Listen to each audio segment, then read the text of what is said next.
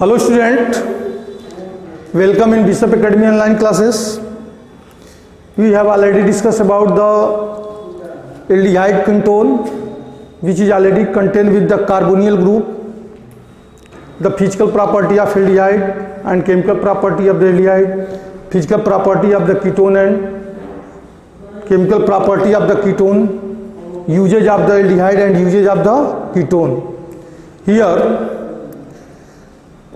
this topic is related with the not only carbonyl group but also hydroxyl group is attached with the carbonyl group, so it is called the carboxylic acid.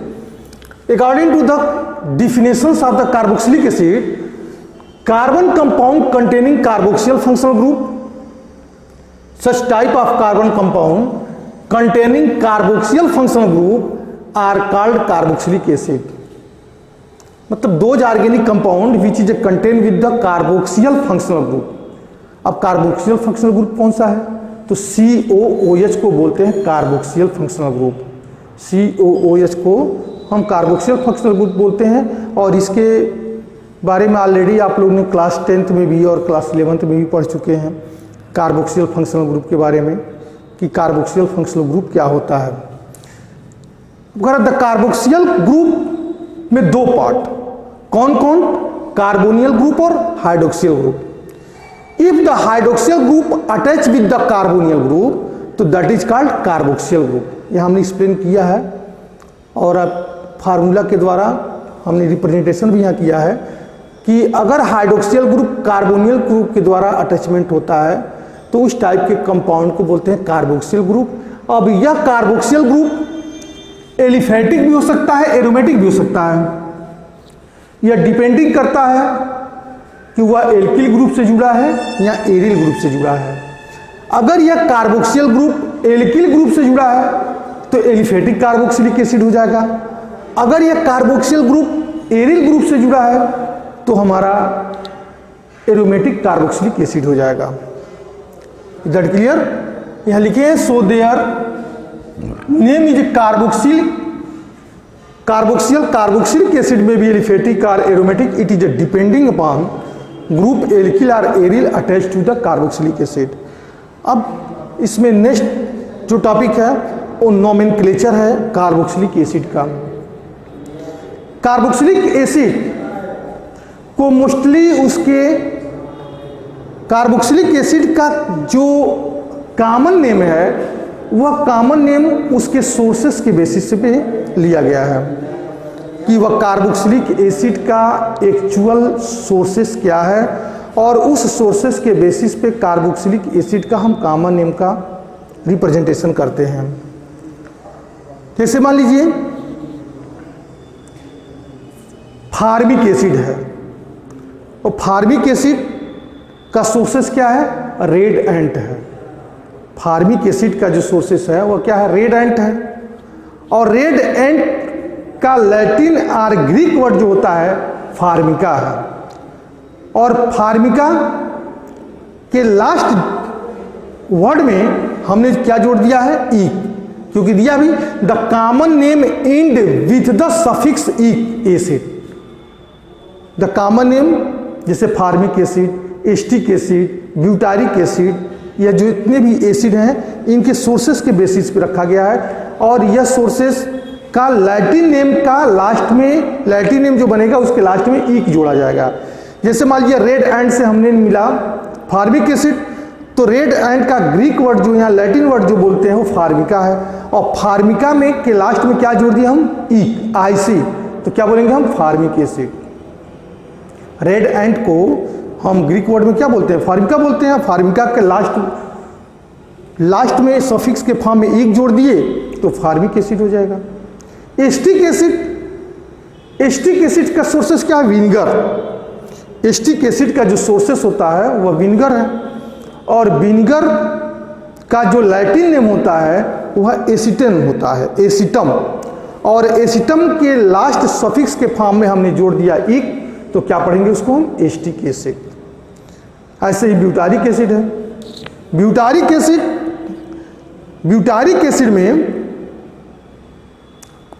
Acid का sources क्या है? ब्यूटाइरम। Butyric acid का sources जो होता है वो ब्यूटायरम होता है। और ब्यूटायरम क्या है हमारा? ब्यूटायरम हमारा जो है लैटिन वर्ड है।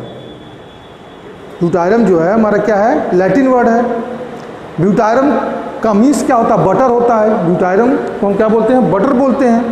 और उस बटर को हम ग्रीक वर्ड में ब्यूटायरम बोलते हैं और ब्यूटायरम से बना है ब्यूटारिक एसिड। ठीक है। लेकिन आईपीसी के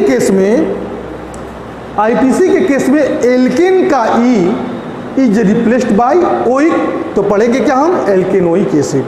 जैसे एल्केन का ई बाई ओइक, एल्केन का ई बाई ओइक, तो that is called एल्केनोइक acid.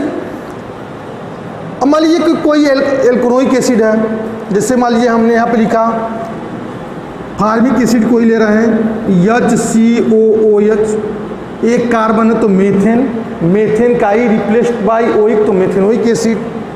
CH3COOH, दो कार्बन है तो एथेन, पेरेंटल क्या होगा इसका? एथेन, एथेन का ही replaced by oic ethanoic. CH3CH2COOH, चार कार्बन आ गया, 1 2 3 4, चार कार्बन तो ब्यूटेन, ब्यूटेन का ही रिप्लेस्ड बाय ओइक, तो क्या पढ़ेंगे इसको हम? ब्यूटेनिक। ठीक है। तो एल्केन का ई रिप्लेस्ड बाय ओइक तो दैट इज कॉल्ड एल्केनोइक। तो methanoic acid, ethanoic acid, propanoic acid, butanoic acid, pentanoic acid, ETC। लेकिन अगर हमको कार्बन का एक लास्ट लॉन्ग चेन मिल रहा है, कार्बन का एक लॉन्ग चेन मिला है, मतलब कार्बोक्सिलिक एसिड से कंटेनिंग कार्बन का एक लॉन्ग चेन मिल रहा है और उस चेन पे कोई सबस्टेंस रिप्रेजेंट किया गया है, कोई सबस्टेंस को रखा गया है, तो उस सबस्टेंस को कॉमन नेम में उस सबस्टेंस के पोजीशन को हम अल्फा बीटा गामा के द्वारा रिप्रेजेंट करेंगे। जैसे हमने यहाँ पे लिखा है ना, COOH के बाद वाला कार्बन अल्फा कार्बन, उसके बाद वाला कार्बन बीटा कार्बन, उसके बाद वाला कार्बन गामा कार्बन, उसके बाद वाला कार्बन को डेल्टा कार्बन बोलते हैं।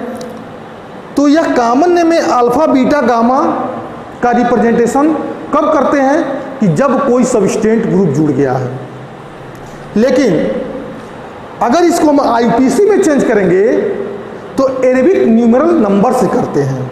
अरेबिक न्यूमेरल नंबर मतलब 1 कौन कार्बन 1 कार्बन, जैसे मान लीजिए इसको कैसे रिप्रेजेंट करेंगे?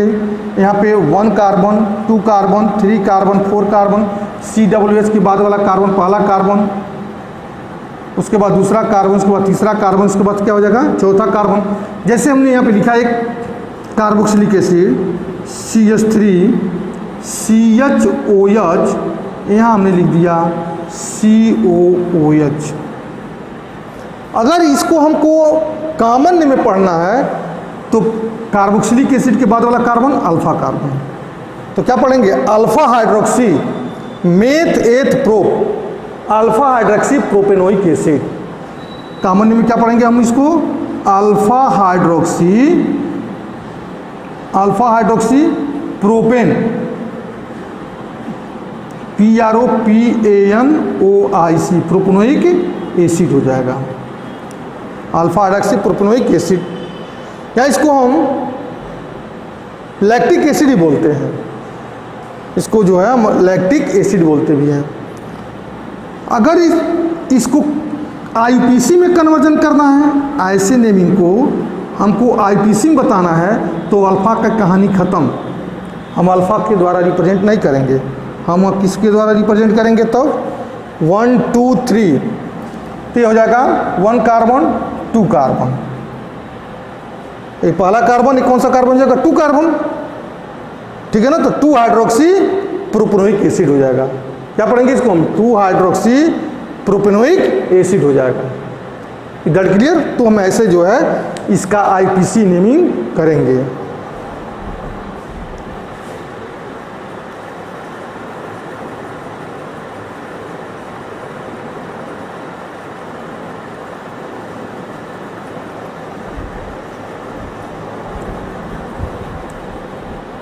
हेलो स्टूडेंट, अभी हम बात कर रहे थे मोनोकार्बोक्सिलिक एसिड का।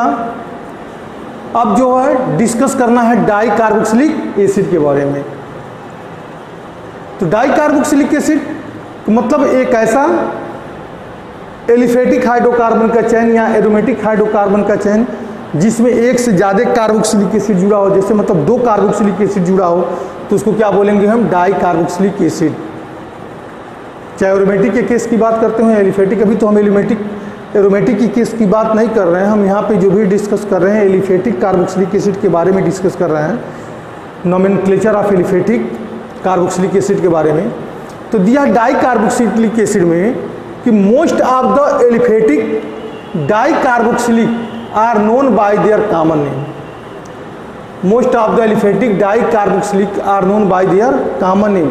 सबसे इंपॉर्टेंट चीज़ क्या है कि जो भी डाई कार्बोक्सिलिक एसिड होते हैं उनको हम कॉमन नेम के द्वारा ही जानकारी करते हैं। आईपीसी सिस्टम में di carboxylic acid are obtained by adding the suffix dioic acid. IUPAC system में इसको हम डाईओइक एसिड के फॉर्म में लिखते हैं, सफिक्स के फॉर्म में डाईओइक एसिड को जोड़ते हैं। जैसे मान लीजिए HOOC बॉन्ड COOH, 2 कार्बन है, अभी यानी कह सकते हैं COOH का होल ट्वाइस 2 टाइम्स लिखा गया है, तो क्या पढ़ेंगे इसको हम ऑक्जेलिक एसिड। जब आईपीसी में पढ़ेंगे तो एथेन 1,2 डाईओइक एसिड।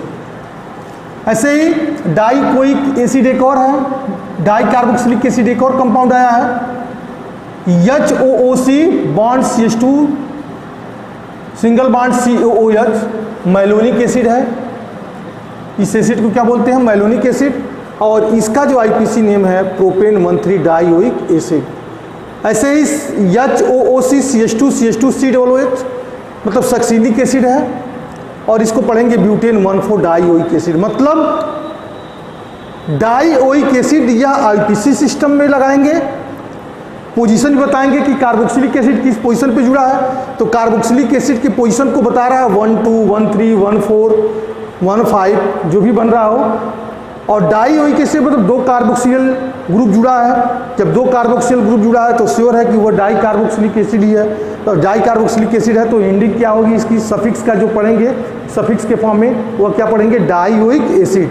जैसे एक नीचे और कंपाउंड लिखे हैं HOOC single bond CH2 single bond CH2 single bond CH2 single bond COOH। इसको हम कॉमन में पढ़ते हैं ग्लूटेरिक एसिड, और इसको जब हम आईपीसी में पढ़ेंगे तो पेंटेन 1,5 डाईओइक एसिड। मतलब जो भी डाई कार्बोक्सिलिक एसिड है मोस्टली उनको कॉमन नेम में हम सोर्सेस से जानते हैं किससे मिल रहे हैं, और जब आईपीसी में पढ़ेंगे तो सफिक्स के फॉर्म में डाईओइक एसिड पढ़ेंगे।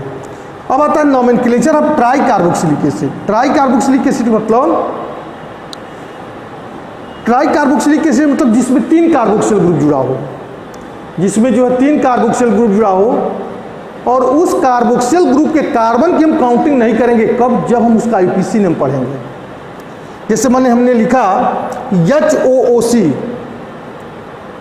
अगर 3 कार्बोक्सिल ग्रुप जुड़ा है, समझना इसको कि कोई ऐसा पैरेंटल हाइड्रोकार्बन चेन है, एलिफेटिक हाइड्रोकार्बन चेन है जिसमें COOH 3 जुड़ा हो लेकिन उसमें सबस्टेंट के फॉर्म में ना हो, COOH सबस्टेंट के फॉर्म में ना जुड़ा हो, बल्कि 3 COOH जुड़ा हो लेकिन वह COOH सबस्टेंट के फॉर्म में ना हो, तो जो कार्बोक्सिल ग्रुप का कार्बन होता है उस कार्बन की काउंटिंग हम आईपीसी सिस्टम में नहीं करते हैं।